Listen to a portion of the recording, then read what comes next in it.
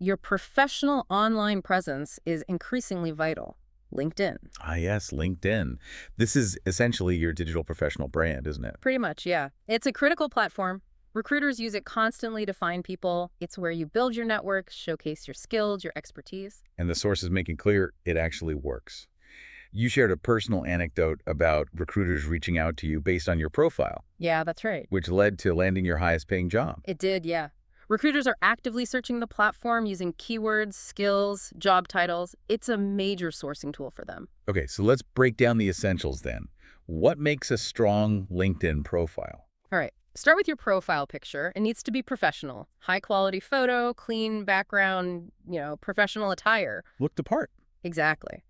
The sources strongly emphasize treating LinkedIn like a work environment. It's different from your casual social media like Facebook or Instagram. That's a really smart way to frame it.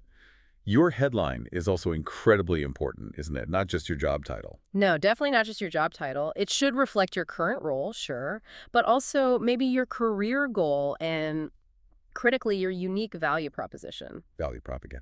So instead of just data analyst, maybe something like lead data analyst empowering success through data. Right, more descriptive. What's yours? Mine is lead data analyst, data consultant trainer, empowering success through data analysis, IT management, and innovation. It covers a few bases. Communicates multiple facets. Okay, then there's the summary, the about section. Yeah, this is your chance for a brief narrative summary. Often written in the first person, unlike the CV usually.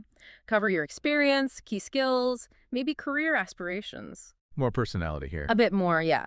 And it's another great place to strategically include those important keywords recruiters might search for. My summary talks a bit about my journey, my specializations, my professional philosophy. Okay, and the experience section, Yep. similar to the CV. Pretty similar, yeah. Mirrors your CV, detailing your roles in reverse chronological order, but again, focus on summarizing accomplishments and the skills you used.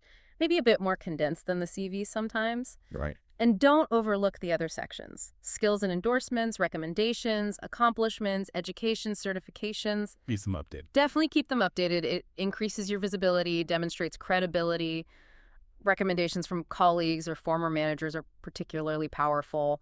Social proof. Yeah, absolutely. The sources even included examples of some good recommendations received. Right. But look, LinkedIn isn't just a static profile, is it? The sources really push for engagement. Getting involved. This is arguably the most powerful aspect, I think. Don't just have a profile, use it. Join relevant groups in your industry. Comment on insightful posts, share things from peers or leaders. Okay. But the absolute best way to stand out, share your own work and achievements. Like what? Posting, say, visualizations you've built, or code snippets, or insights from projects you're working on. Precisely that, yes.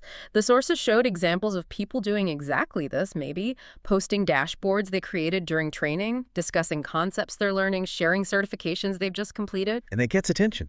It really does. They get real engagement, sometimes even from big company accounts like Microsoft Power Platform, It actively demonstrates that you are applying and developing skills. It's proof. And engaging like that helps you be known for something in your field, right?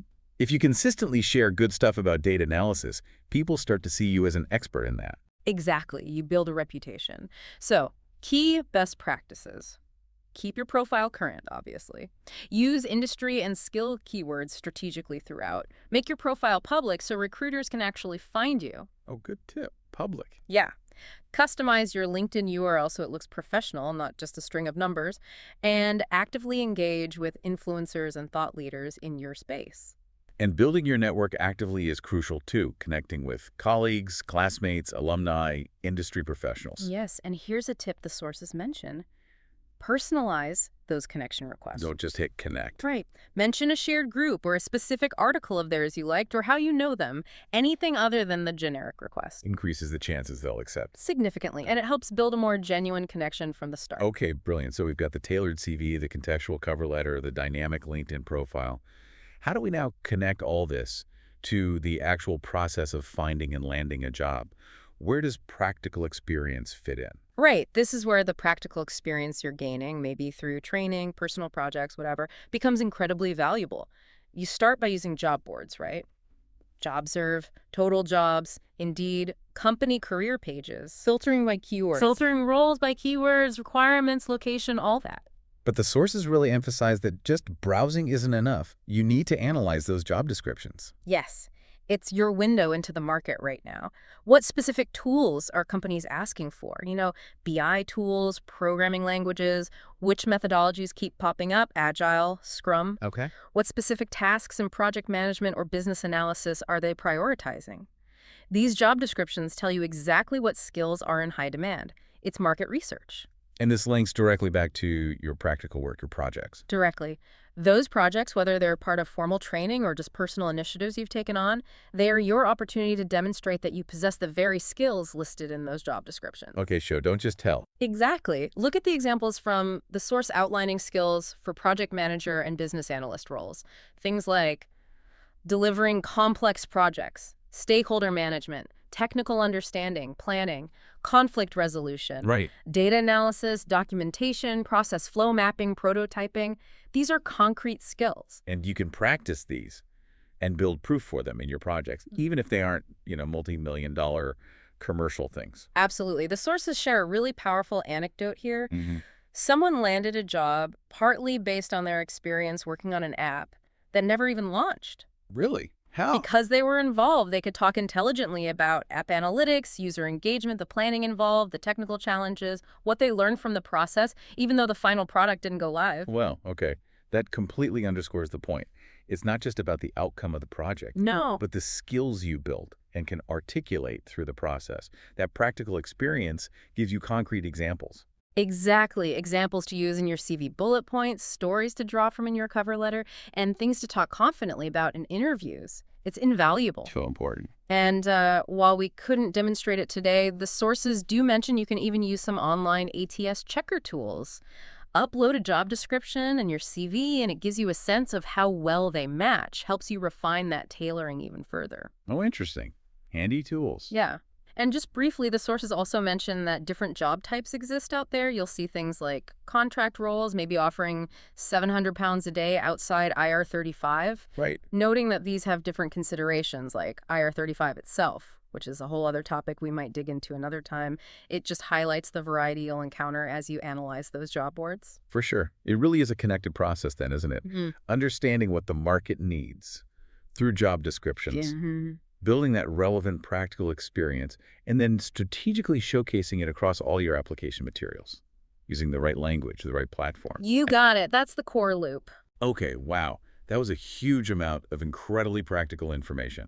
We've covered how to transform your CV from just a list of duties into a powerful showcase of achievement. By tailoring it every single time. Tailoring it for every single role. And how cover letters add that crucial context and personalization, explaining your why and connecting your unique story to the job requirements. Not just repeating the CV, adding more life. Adding more life. Plus, how your LinkedIn profile is essential for building your professional brand, becoming visible to recruiters. And continuously demonstrating your skills through active engagement, sharing your work. Right. And finally, seeing those job descriptions not just as postings to apply to, but as real-time market research tools. Identify the skills you need to highlight and practice. Exactly. Applying for jobs isn't passive. It's an active skill you have to develop. It takes effort, precision, tailoring. It really does. So maybe here's a thought for you, the listener, to take away from this deep dive today. How can you look at the practical experiences you already have, whether they're from training projects, past roles, maybe volunteer work, personal initiatives? How can you deliberately translate them into the language of achievement, impact, and tangible value that potential employers are actively searching for across your CV, your cover letter, and your LinkedIn profile?